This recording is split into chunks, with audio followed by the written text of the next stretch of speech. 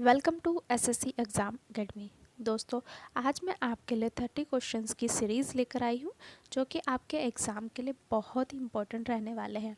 तो चलिए हम स्टार्ट करते हैं हमारे फर्स्ट क्वेश्चन से। तो जो हमारा फर्स्ट क्वेश्चन है वो है, किस कमीशन ने अपनी रिपोर्ट में कहा था कि तीनों प्रेसिडेंसी को मिलाकर एक केंद्रीय बैंक की स्थापना की जाए जिसका नाम इंपीरियल बैंक रखा जाए। तो ये था चैम्बरलिन कमीशन। ठीक है, चैम्बरलिन कमीशन 1914 ने अपनी रिपोर्ट में कहा था कि तीनों प्रेसिडेंटी को मिलाकर एक केंद्रीय बैंक की स्थापना की जाए जिसका नाम उन्होंने क्या रखा था, जिसका नाम रखा जाए इंपीरियल बैंक। ठीक है दोस्तों, नेक्स्ट क्वेश्चन है, फाउंडेशन ऑफ इंडियन कल्चर के लेखक कौन हैं? तो फाउंडेशन ऑफ इंडियन कल्चर के लेखक है अरविंदो घोष। ठीक है, और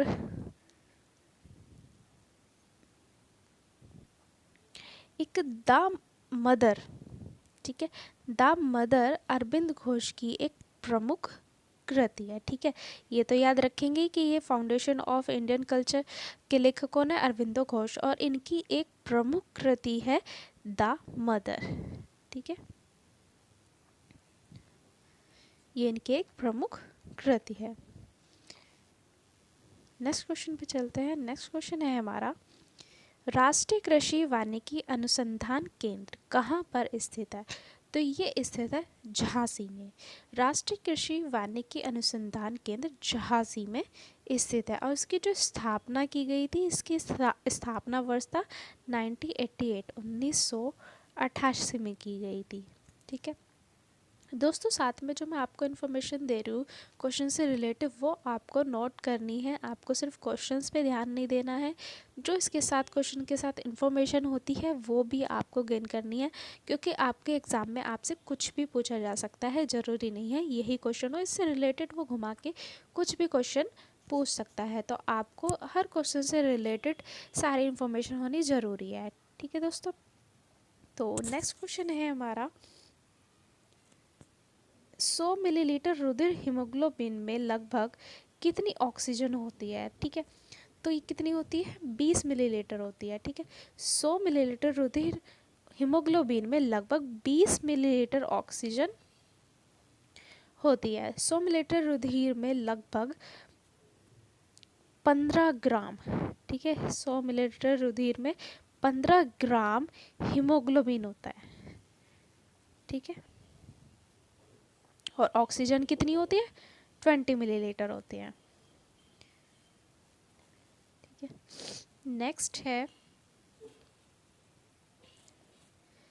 विभिन्न प्रकार के पराग कणों का अध्ययन जीव विज्ञान की किस शाखा के अंतर्गत करते हैं? तो ये करते हैं पैलिनोलॉजी के अंतर्गत। ठीक है, विभिन्न प्रकार के पराग कणों का अध्ययन पैलिनोलॉजी के अंतर्गत करते हैं।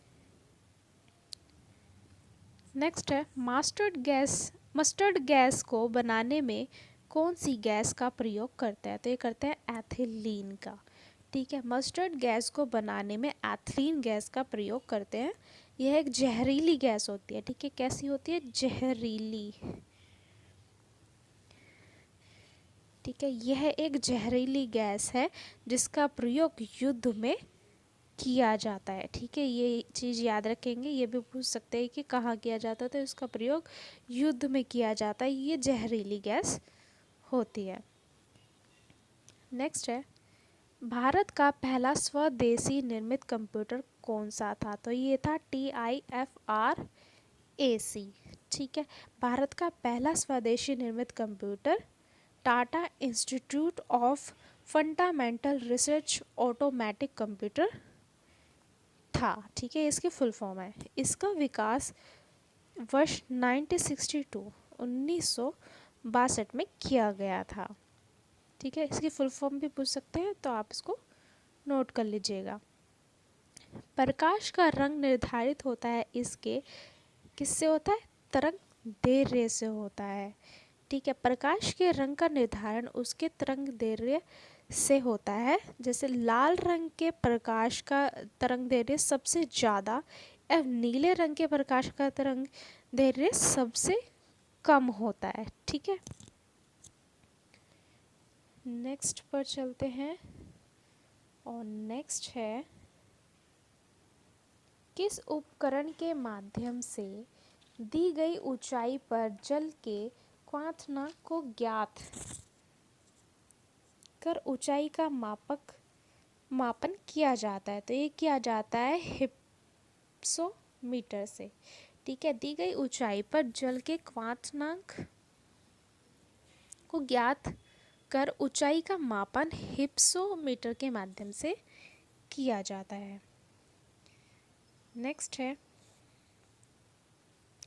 न्यूजीलैंड की राजधानी वेलिंगटन किन हवाओं के मार्ग में पड़ती है? तो ये पड़ती है गरस्ता चालीसा में। ठीक है, न्यूजीलैंड की राजधानी वेलिंगटन, ठीक है, न्यूजीलैंड की राजधानी वेलिंगटन गरस्ता चालीसा हवाओं के मार्ग में पड़ती है। दक्षिण गोलार्ध में 40 डिग्री अक्षांश, ठीक है, 40 डिग्री अक्षांश पर पछुआ पवनों को गरजता चालीसा कहते हैं। ठीक है, 40 डिग्री अक्षांश पर पछुआ जो पवन होते हैं उनको गरजता चालीसा कहा जाता है। नेक्स्ट है, इडुक्की बांध किन दो पर्वतों के बीच स्थित है? तो ये है कुरावनमाला और कुराथी माला में। ठीक है, इडुक्की बांध दोनों दो पर्वतों यथा कुरावनमाला और कुराथी माला के बीच स्थित है। यह परियोजना केरल राज्य में पेरियार नदी पर स्थित है। ठीक है, ये कहाँ पर है? केरल राज्य में पेरियार नदी पर, पेरियार नदी पर स्थित है। नेक्स्ट है, केंद्र शासित प्रदेश लद्दाख का लेह नगर किस नदी के दाहिने तट पर स्थित है? तो ये है सिंधु। ठीक है, केंद्र शासित प्रदेश लद्दाख, ठीक है, का लेह नगर सिंधु नदी के दाहिने तट पर स्थित है। नेक्स्ट है,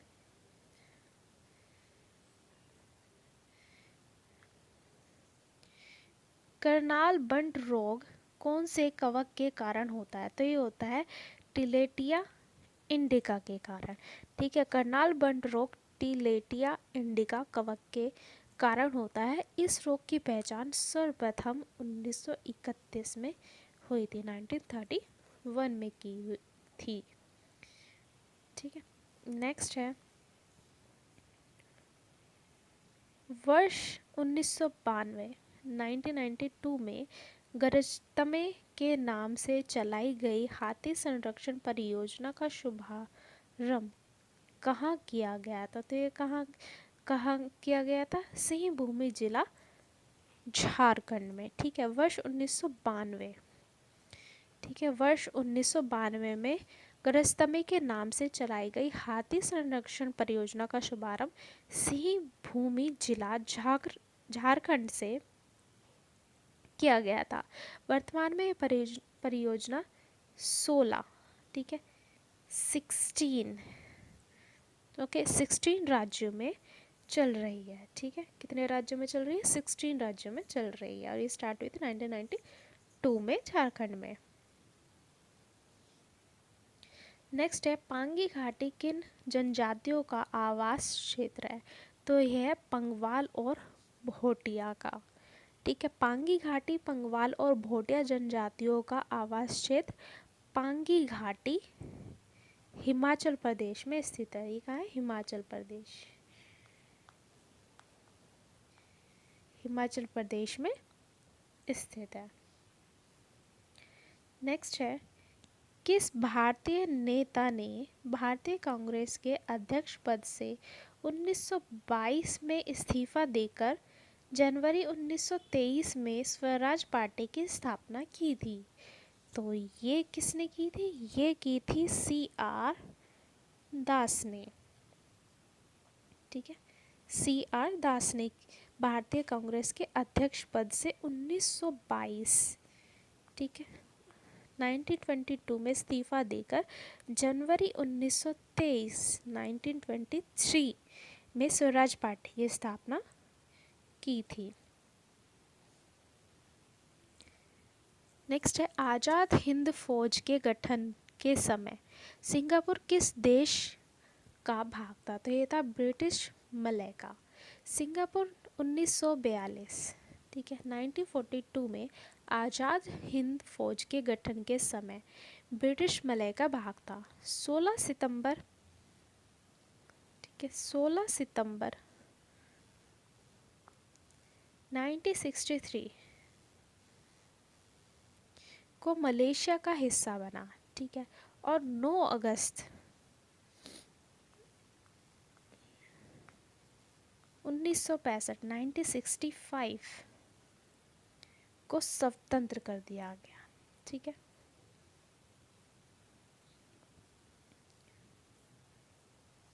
जफर खां ने बहमनी साम्राज्य की राजधानी गुलबर्ग का नाम बदलकर क्या रखा? तो उसने रखा था एहसानाबाद। जफर खां यानी कि हसन गंगू, कौन?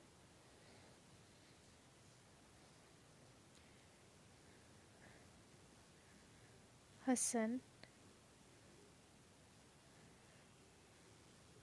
गंगू, ठीक है। जो हसन गंगू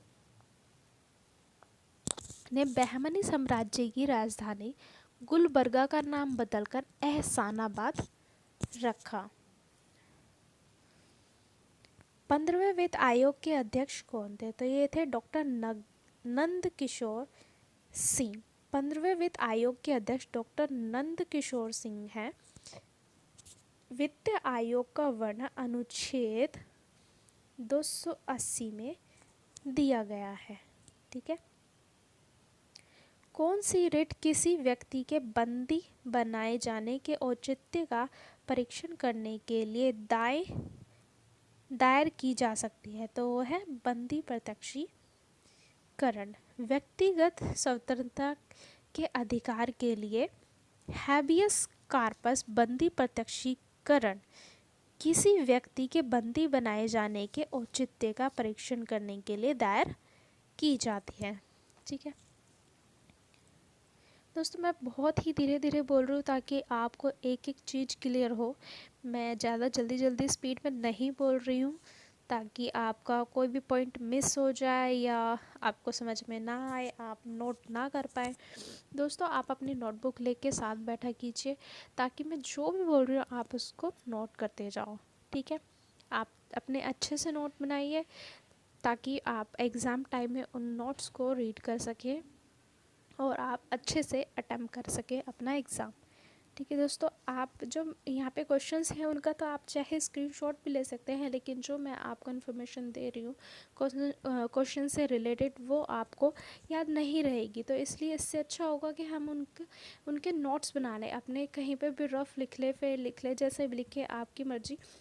तो इससे क्या होगा, आपको ही फ़ायदा होगा, ठीक है दोस्तों। तो नेक्स्ट क्वेश्चन है हमारा, हॉकी इंडिया के अध्यक्ष मोहम्मद मुश्ताक अहमद द्वारा 7 जुलाई 2020 को अध्यक्ष पद से इस्तीफा देने के बाद हॉकी इंडिया का कार्यवाहक अध्यक्ष किसे नियुक्त किया गया? तो ये नियुक्त किए गए ज्ञानेंद्रो निगमो बाम, ठीक है।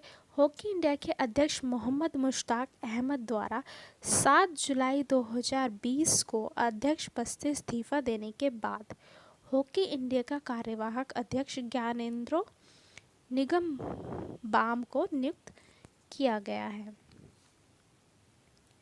नेक्स्ट है, किसकी मौजूदगी में हरियाणा के अंबाला हवाई अड्डे पर 5 राफेल लड़ाकू विमानों को भारतीय वायुसेना के गोल्डन एरोज स्क्वाड्रन में औपचारिक रूप से शामिल किया गया है? तो यह किया गया फ्रांस की रक्षा मंत्री फ्लोरेंस पार्ली, ठीक है, कौन? फ्लोरेंस पार्ली की मौजूदगी में हरियाणा के अंबाला हवाई अड्डे पर भारतीय वायुसेना के गोल्डन एरोज स्क्वाड्रन में 5 राफेल लड़ाकू विमानों को औपचारिक रूप से शामिल किया गया है। नेक्स्ट है, बांग्लादेश ने फर्जी सूचनाओं, ठीक है, बांग्लादेश ने फर्जी सूचनाओं, सोशल मीडिया पर अफवाहों के खिलाफ कौन सा अभियान शुरू किया है? तो उन्होंने किया है असोल चीनी, ठीक है। बांग्लादेश ने फर्जी सूचनाओं और अफवाहों के खिलाफ अभियान चलाया है। बांग्लादेश सरकार ने सोशल मीडिया पर फैल रही फर्जी सूचनाओं और अफवाहों से लड़ने के लिए असोल चीनी या असली चीनी, ठीक है, असोल चीनी या असली चीनी, ठीक है, नाम से एक अभियान शुरू किया है। नेक्स्ट पर चलते हैं और नेक्स्ट है करंट का क्वेश्चन और इसमें पूछा गया हाल ही में किसने कोविड-19 पर जल आंदोलन अभियान शुरू किया है? तो ये क्या है? आयुष मंत्रालय ने, ठीक है। इसमें 3 चीज़ों पर फोकस किया गया है, किया जाएगा। पहला, मास्क पहने, ठीक है। दूसरा, शारीरिक दूरी का पालन करें। तीसरा, हाथ की स्वच्छता बनाए रखें। यह जागरूकता फैलाने के लिए, ठीक है, ये क्या किस लिए है? जागरूकता फैलाने के लिए है, ठीक है।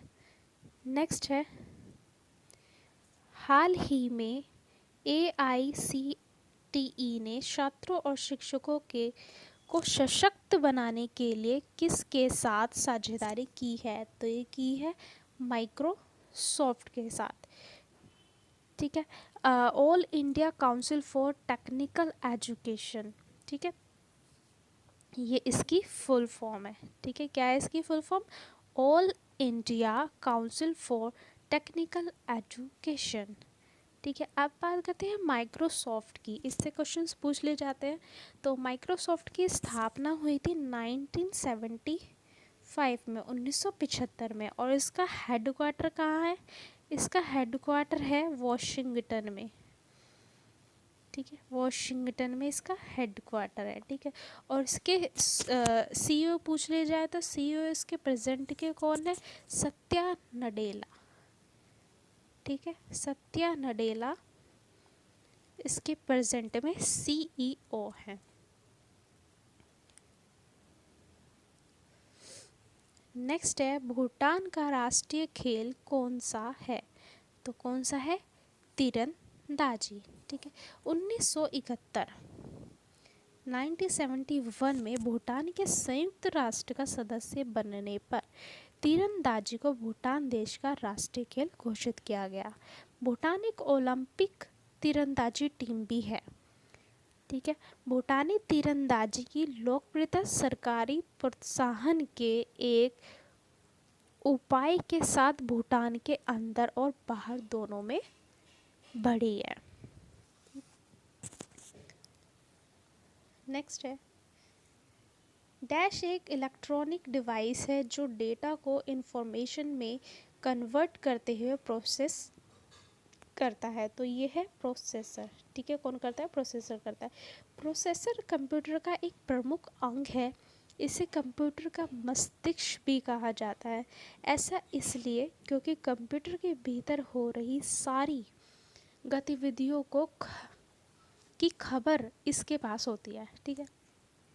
यूँ कहे तो ये ही इन सारी चीज़ों को कंट्रोल करता है। ये एक समय में ट्रिलियन ऑफ कैलकुलेशन को प्रोसेस करता है, ठीक है। ये सॉफ्टवेयर और हार्डवेयर के बीच हो रही इंटरप्रिटेशन को समझ उसे प्रोसेस कर हमें आउटपुट देता है, ठीक है। ये सारी डिवाइसेस के अंदर होता है, ठीक है। ये सिर्फ कंप्यूटर में नहीं होता है, सारी डिवाइसेस में होता है। किस किस में होता है? मोबाइल में, ठीक है, टैबलेट्स में, और किस में होता है? पर्सनल कंप्यूटर में होता है, ठीक है, लैपटॉप में होता है, ठीक है। इसे सीपीयू के नाम से भी जाना जाता है। ठीक है, इसको किस नाम से भी जाना जाता है? सीपीयू। ठीक है, ये सारी डिवाइसेस के अंदर होता है। नेक्स्ट क्वेश्चन है हमारा,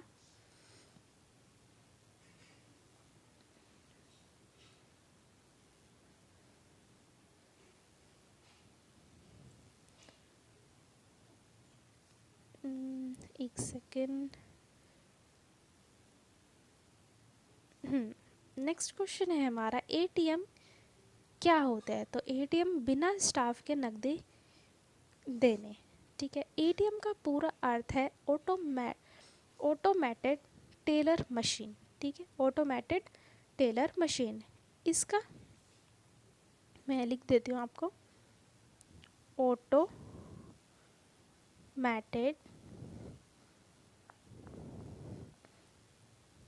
टेलर मशीन। ठीक है, ये इसकी फुल फॉर्म है। ठीक है, इसका हिंदी नाम क्या है? स्वचालित गणक मशीन। ठीक है, इसे automatic banking machine, cash point, ठीक है, बैंक मैट भी कहते हैं। ठीक है, आधुनिक एटीएम की सबसे पहली पीढ़ी का प्रयोग कब किया गया था? 27 जून। ठीक है, 27 जून 1967। ठीक है, 1967 में लंदन के बार्कले बैंक ने किया था। ठीक है, सबसे पहले इसका प्रयोग किसने किया था? 27 जून 1967 को लंदन के बार्कले बैंक ने किया था। ठीक है, नेक्स्ट है सीपीयू का वह भाग। सीपीयू का वह भाग जो अन्य सभी कंप्यूटर कंपोनेंट की गतिविधियों को ऑर्डिनेट करता है, वह कौन है? तो वो है कंट्रोल यूनिट। ठीक है, control unit, central processing unit, यानी सीपीयू। ठीक है, यानी सीपीयू, ठीक है, का एक मुख्य घटक होता है। इसे नियंत्रण इकाई भी कहते हैं, शॉर्ट में इसे सीयू। ठीक है, कंट्रोल यूनिट को क्या कहते हैं? सीयू भी कहते हैं। ठीक है, और आज का हमारा लास्ट क्वेश्चन है,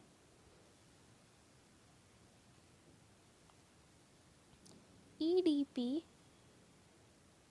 क्या है? तो यहाँ पे ईडीपी की फुल फॉर्म पूछी गई है, क्या है? तो ईडीपी की फुल फॉर्म यहाँ पे बताई हुई है, इलेक्ट्रॉनिक डेटा प्रोसेसिंग।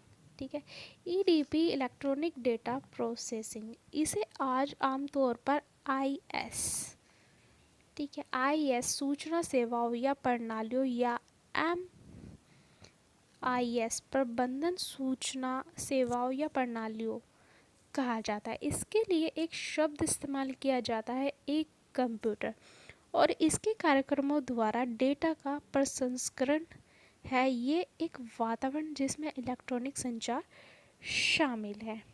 ठीक है, ये हुई ईडीपी की बात, और ये इसकी फुल फॉर्म। ठीक है दोस्तों आपको वीडियो पसंद आई तो वीडियो को लाइक कीजिएगा, और आपको किसी भी क्वेश्चन से रिलेटेड और इन्फॉर्मेशन चाहिए, आपको कुछ समझ में नहीं आया तो आप कमेंट करके बता सकते हैं। तो हम मिलते हैं हमारी नेक्स्ट वीडियो में। Take care, bye bye.